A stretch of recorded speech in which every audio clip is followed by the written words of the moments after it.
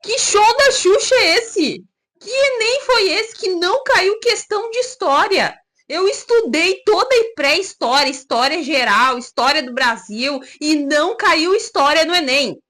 Olá, jovens! No vídeo de hoje nós vamos falar sobre as questões de história do Enem 2024. Então teve muita reclamação, muita gente me mandando mensagem também, falando que neste Enem não teve questão de história.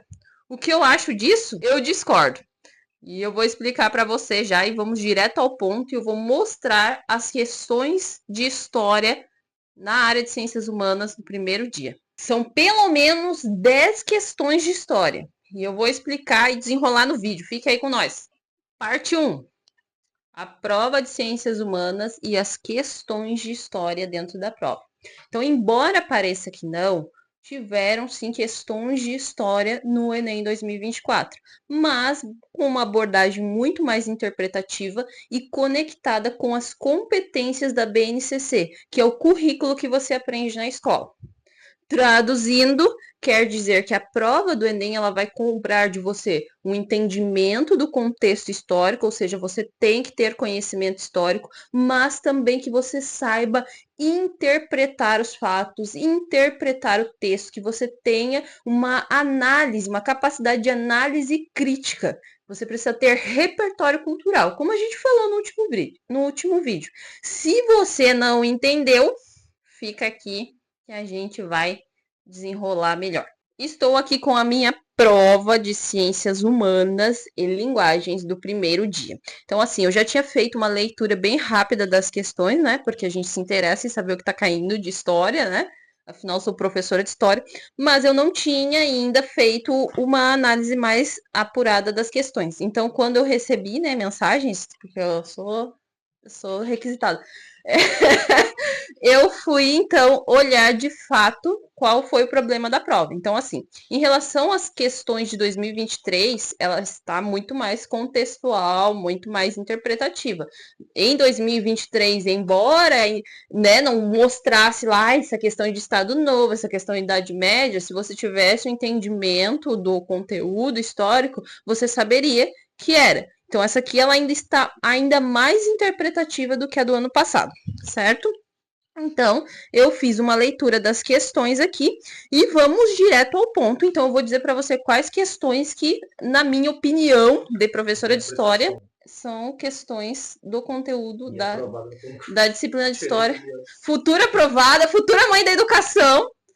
Então, vamos lá. Pega aí a sua prova, que você ficou no último dia, lá no último horário, então você tem a prova, né? Caiu aqui, de acho. Questão número 51, que vai abordar a questão dos quilombos, mocambos, comunidades remanescentes quilombolas e etc. É uma questão de patrimônio histórico-cultural. Então, vai falar da cultura negra e vai falar da importância da preservação desses espaços e da manutenção do direito dessas pessoas da posse da terra. Questão número 55, que vai falar sobre o Círio de Nazaré. O Círio de Nazaré é uma festividade que acontece no Belém do Pará. Então, novamente, uma questão de patrimônio histórico e material, certo? Uma festividade também é uma questão de história. Mas, de novo, você tem que interpretar o texto que está ali. Você pode não saber nada sobre o Círio de Nazaré, só entender que é uma festividade, né? Como festividade, ali já menciona que é um patrimônio histórico, então, patrimônio imaterial da população do estado do Pará. Então, com este conhecimento, né, você vai interpretar a questão e vai entender ali qual seria a alternativa correta. A maioria das questões do Enem de 2024, em minha opinião, a partir da minha análise como professora de história, é de que as questões são relacionadas à história do Brasil, principalmente, e sobre a questão do patrimônio histórico, principalmente das comunidades tradicionais. Então, quilombolas, herança, né, a herança afro-brasileira, as questões indígenas, as questões regionalistas, né, então os caboclos e etc., são o foco deste Enem deste ano. Houveram questões de história geral? Sim, e já vou te mostrar aqui, né? Então, vamos continuando a nossa análise. Questão 56. Então, a questão 56, ela fala sobre o antigo regime e o iluminismo. Então, vai fazer essa diferenciação entre os salões, onde ocorriam os saraus, as leituras de poemas e de pensamentos dos filósofos do iluminismo, e os cafés, que eram lugares mais, né, para o pessoal plebeu e etc. Então, você, a partir da sua leitura, do seu repertório cultural, de ter estudado isso, de ter lido sobre os filósofos, tanto para a questão de história quanto para a questão de filosofia, você conseguiria fazer, em tese. Então, é antigo regime e iluminismo.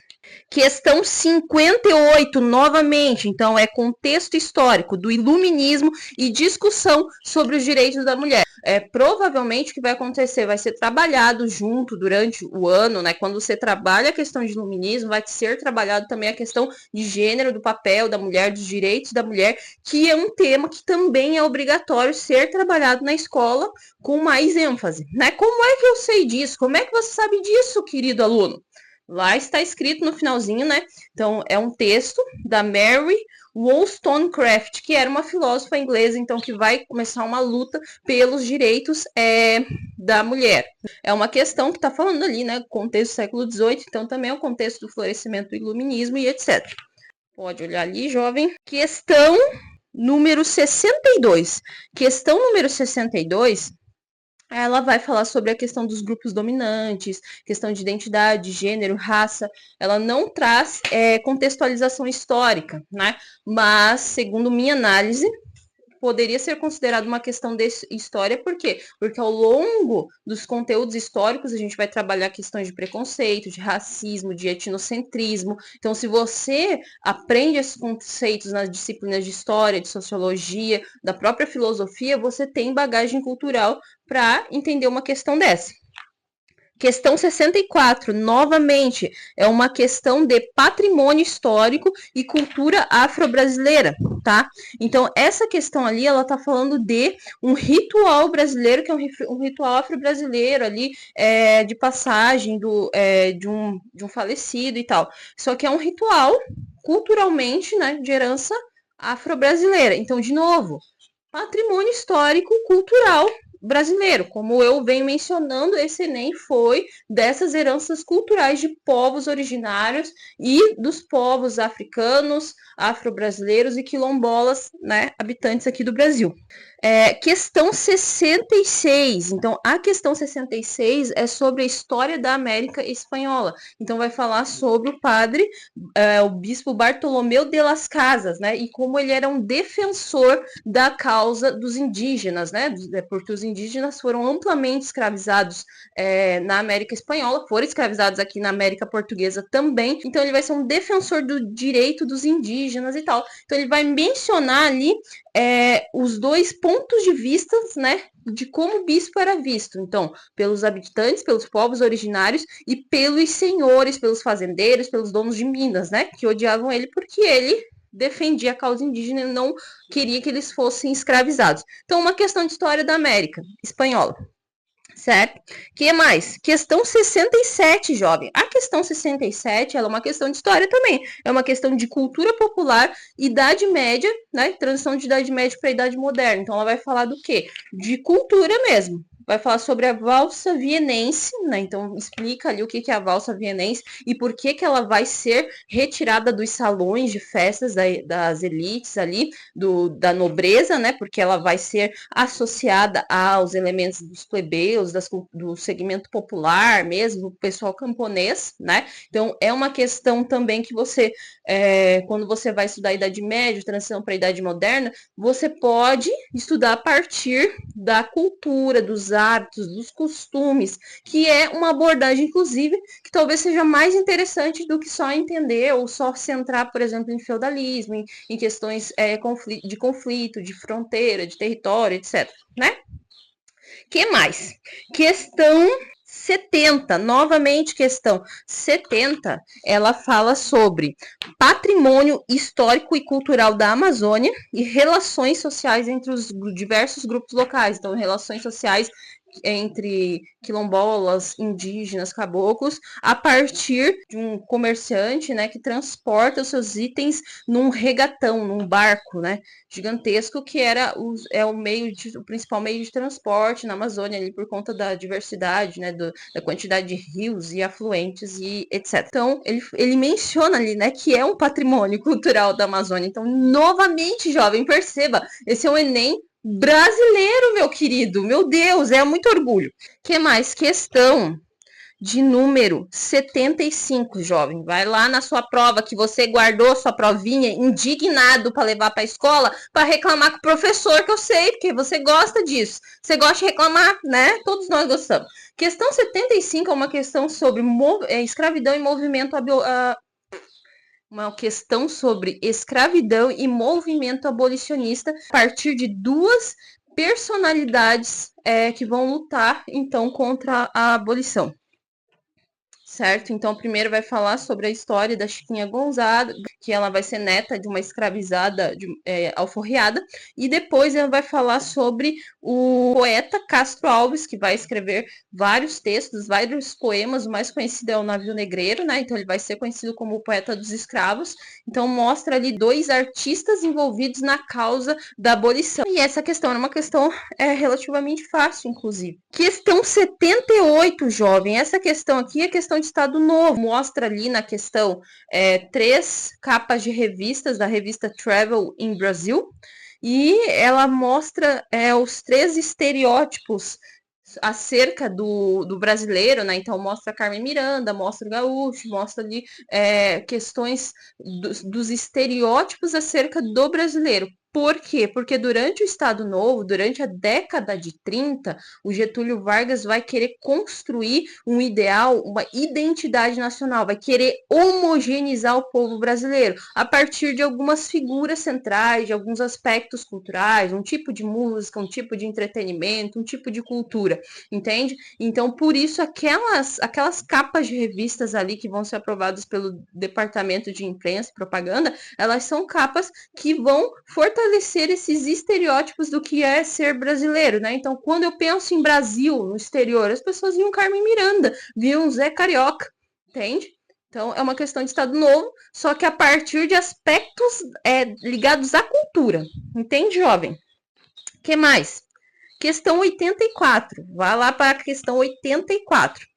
A questão 84, ela vai falar sobre Idade Média, universidades medievais, a sua importância. A questão 84 é conteúdo de Idade Média, novamente, não é conteúdo relacionado a feudalismo, a sociedade feudal.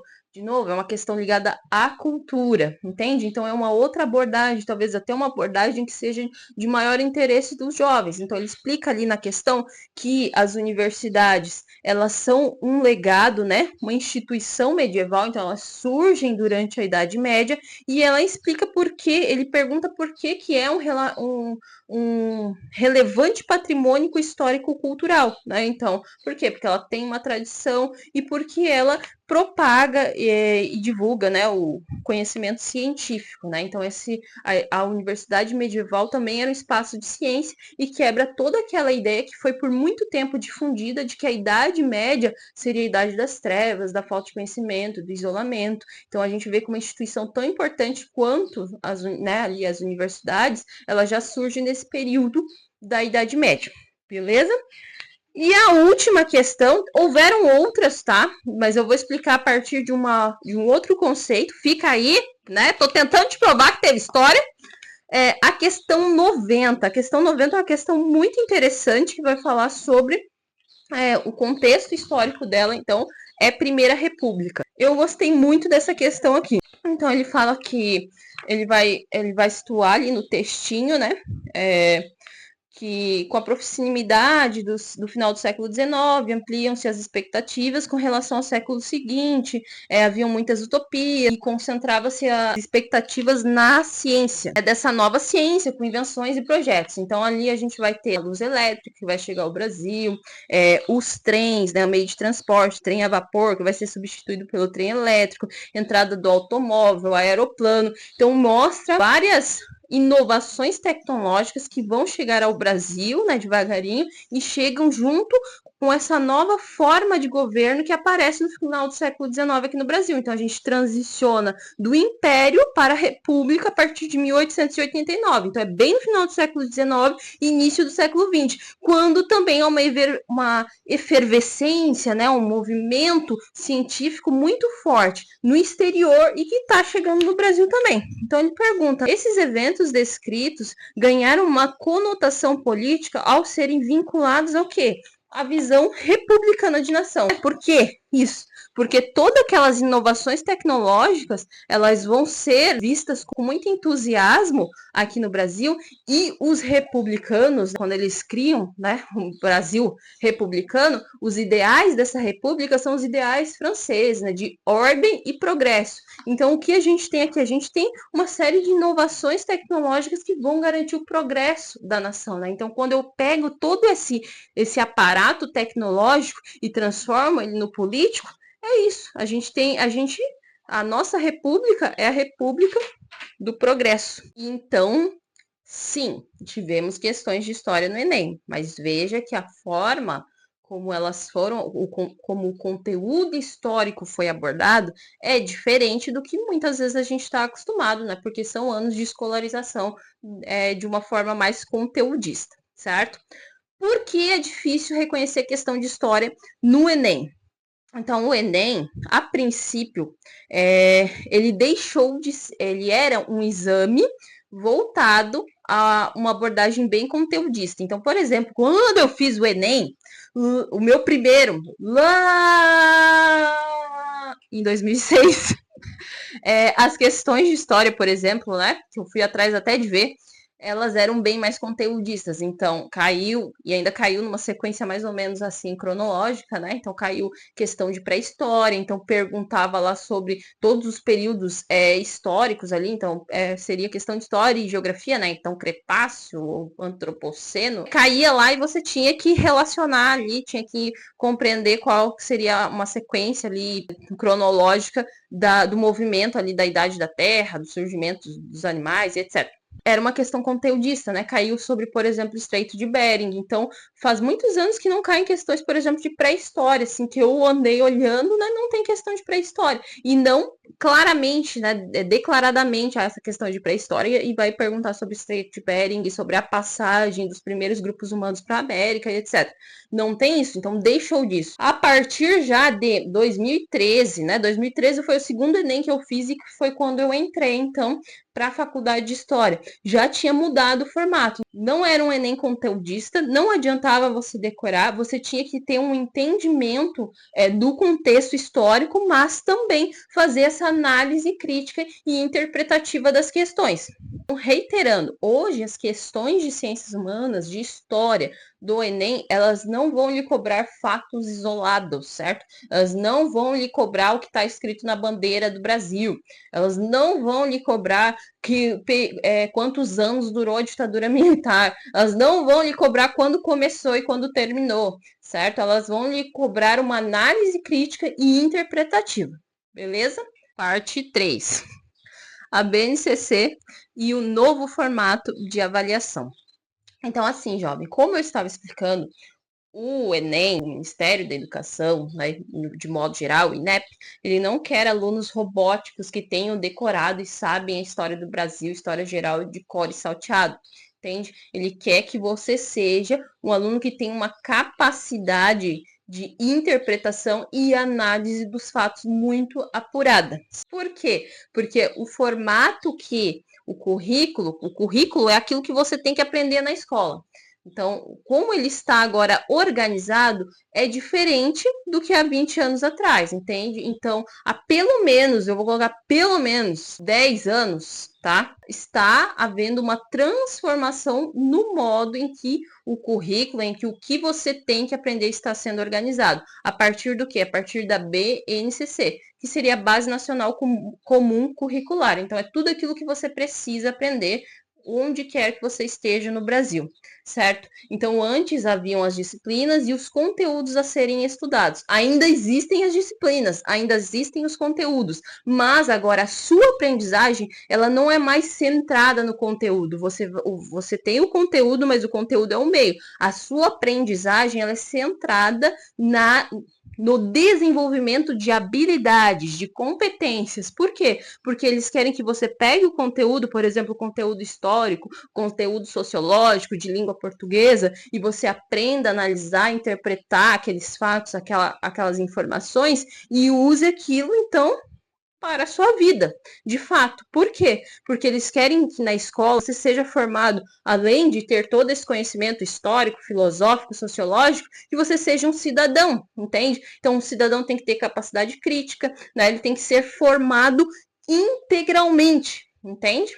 Então, o Enem, o MEC e o INEP, eles querem alunos que saibam problematizar a história, que saibam problematizar as informações, que compreendem o processo histórico e não apenas sabe lá quando aconteceu a Segunda Guerra Mundial e por que aconteceu e quantas pessoas morreram e quais foram os mísseis que foram usados, quais os aviões, quais foram os venenos que eles usaram, entende? Você precisa entender esse fato histórico, compreender, problematizar esse processo histórico e como ele impacta nas nossas vidas atualmente, nos medos da população na atualidade, nos próprios preconceitos que existem, entende? Então, você precisa ter essa capacidade de problematização e interpretação e análise crítica, certo? Além disso, então, além de o Enem não ser mais centrado só nos conteúdos, mas que você tenha habilidades, que você desenvolva habilidades, o Enem vai ter muita questão interdisciplinar, tá? Então, o que é uma questão interdisciplinar? O que é interdisciplinaridade? Que é o que é pedido hoje para que seja feito nas escolas. É que você não trabalhe disciplinas, né, matérias isoladas. Então, por exemplo, no Enem de 2024, a gente teve temas transversais que vão ser usados e trabalhados em todas as disciplinas. Então, por exemplo, vai ter questão de meio ambiente, vai ter questão de saúde, vai ter questão de diversidade e inclusão. Então, isso tem que ser trabalhado em qualquer matéria que você vai estudar, certo? Além disso, houveram questões no Enem de 2024 que elas caíram na área de linguagens, ou seja, por exemplo, língua portuguesa, mas elas tinham um conteúdo histórico. Há um movimento de transformação dos modos de ensinar. Então, não é para você sentar lá e só ter história, só ter geografia, só ter sociologia. Por isso que há uma mudança de abordagem hoje na escola. E muitas vezes nós, enquanto alunos, não nos sentimos preparados para isso e não aceitamos essas mudanças, certo? Além disso, temas transversais, né? Então, o que são temas transversais? Então, temas transversais são aqueles que eles vão transpor as disciplinas, eles vão ser trabalhados em qualquer disciplina. Então, por exemplo, volta lá na sua prova, jovem. Tema transversal. A questão 61, ela trabalha o tema transversal de diversidade e inclusão, quando vai tratar das pessoas com deficiência, tá? Outro tema transversal, questão 60. A questão 60 é um tema transversal de meio ambiente que deve ser trabalhado em todas as disciplinas. Se eu não estou enganada, a questão 60 fala sobre a barragem de Fundão lá de Mariana, né? Então, é um tema que você vai trabalhar na geografia, você vai trabalhar na sociologia, os impactos ali, a questão da sociedade, como estava organizada, mas você também trabalha na questão da história. Então, é um tema transversal de meio ambiente que não fica centrado para biologia, por exemplo, né, que seria trabalhar só nas áreas de ciências. Não, você trabalha em todas, entende? Isso também é uma modificação que já faz anos que está ocorrendo na educação, certo? Além disso, porque, né, de novo, a minha defesa aqui caiu história, mas ela está sendo abordado de uma forma diferente. Por quê? Porque os modos de ensinar eles estão mudando, entende? Então, eles montaram um novo currículo ali, como você deve aprender, os conteúdos que você deve aprender, as habilidades que você deve desenvolver, certo? Só que, Obviamente que isso está chegando devagar nas escolas, entende? Então, por exemplo, essa aprendizagem que você deve ter agora, baseado no desenvolvimento das suas habilidades, ela demanda um novo modo de ensinar do professor. E esse novo modo é como? É baseado em, por exemplo, metodologias ativas. Então, o que é isso, jovem? Quer dizer que você vai sentar lá na sua cadeirinha e ficar esperando o professor encher o quadro, que é isso que muitas vezes vocês pedem? Não, o professor vai trazer uma problemática, uma indagação, um texto, e vocês vão fazer uma investigação, vocês vão começar a indagar ali, a perguntar para aqueles itens que o professor trouxe, né, as respostas para o problema de vocês. Então é diferente, é uma aprendizagem baseada na ação. O professor não vai trazer tudo pronto para você, você precisa trabalhar, certo? Então é isso que é metodologia ativa. Você vai vir para resolver problemas na escola. E aí você vai aprender. Não só ir lá e copiar. Só que qual é o problema, jovem? Isso já está acontecendo, né? Já temos esse movimento dos professores tentando se reinventar, o que não é fácil. E não é fácil por quê? Primeiro, porque a estrutura educacional, a infraestrutura da escola não está preparada para isso, então muitas vezes não tem internet, não tem um xerox, não tem material suficiente, não tem verba para saída de campo, não tem televisão para você ver um filme e a partir do filme você criar uma série de perguntas, de reflexões acerca de um conteúdo. Isso seriam metodologias ativas. Só que o que acontece, jovem? Quando o professor propõe uma atividade diferenciada, por exemplo, um debate, né, uma discussão, uma roda de conversa, um seminário, quando o professor chega e começa a conversar com você em sala de aula, ou quando ele traz um filme, um fragmento de um filme, de uma música, de um clipe, o que você faz? Você baixa a cabeça e acha que não tem aula. Não teve aula por quê? Porque você não ficou sentado copiando 1 milhão de coisas, só porque o professor ficou conversando com você, entende? Então, nós estamos no passado ainda. Fica difícil, né, você aprender se você ainda está preso ao passado, certo? Então, assim, não é que não tem aula, está tendo aula, só que você não está sabendo aproveitar, entende? Então, há uma liberdade maior para que você construa a sua aprendizagem, não o professor vem e coloque tudo aí, enfia tudo na sua cabeça e acabou. Não, você tem que ajudar. O professor está ali só como um mediador da sua aprendizagem, um facilitador. Então, ele vem com os problemas, ele vem com as reflexões e você tem que construir o seu conhecimento. Só que o que acontece, jovem? Em minha breve caminhada enquanto professora, eu ouvi de muitos alunos e de muitos professores também. Ah, a professora tal fala demais. Então, eu conheci uma professora de sociologia, por exemplo, que ela chegava, queria conversar com os alunos, falar, pedir, vamos refletir, vamos debater. E os alunos não queriam, e aí ela falava, eles dizem que eu falo demais, que eu fico só falando, e eles não querem isso. Eles querem copiar. E muitos alunos já me falaram também, professor tal fala demais, fica só falando, a gente não quer, a gente não consegue, a gente quer só copiar ali, não quero pensar. Já ouvi o aluno falando, não quero pensar. Só quero responder aqui e deu, entende? Então, como que você vai estar preparado para uma prova que exige um nível de análise crítica, de pensamento, de reflexão, se a escola está mudando, está tentando acompanhar essas mudanças, mas você não quer, você fica brecando isso. O professor traz uma atividade diferente, que você faz? Vou baixar a cabeça, que hoje não tem aula, hoje não vai ter cobrança. O professor senta, propõe uma roda de conversa, mas não foi produzido nenhuma cópia de caderno, então não teve aula, não foi cobrado nada.